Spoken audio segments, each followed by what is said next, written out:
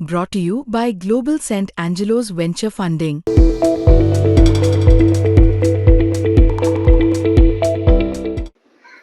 ज्या ठाण्यानं शिवसेनेला पहिला महापौर दिला त्या ठाण्यात आज ठाकरे बंधूंची पहिली जाहीर सभा होते.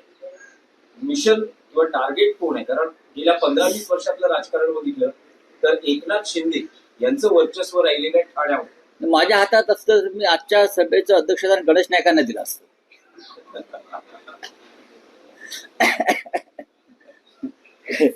खरं म्हणजे नवी मुंबईत ठाण्याचं राजकारण सध्या गणेश नाईक गाजवत आहे आणि गणेश नाईकचा प्रत्येक शब्द आणि शब्द तोलावा आणि मापावा अशा प्रकारे ते टाकताय. आत्ताच मी त्यांचं एक मुलाखत ऐकत होतो. गणेश नाईक काय चुकीचं सांगतायत? भ्रष्टाचार ज्या पद्धतीने या 2 शहरात केला गेला, गणेश नाईक म्हणतात मला तुरुंगात जावं लागेल या लोकांना एक दिवस. खरं आहे ते, या लोकांना तुरुंगात जावंच लागेल. हे कोण सांगताय? तर फडणवीस यांच्या कॅबिनेट मधला भारतीय जनता पक्षाचा एक मंत्री सांगतो. कोणाविषयी सांगतोय? तर फडणवीस कॅबिनेटमध्ये जे डेप्युटी सीएम आहेत त्यांच्याविषयी सांगतो. फडणवीसांनी गणेश नाईकांना शांत केलंय का? नाही ना. याचा अर्थ गणेश नाईक जे बोलतायत फडणवीसांना हवंय तेच बोलतायत. कळलं? गणेश नाईकांचा नागरिक सत्कार करणार.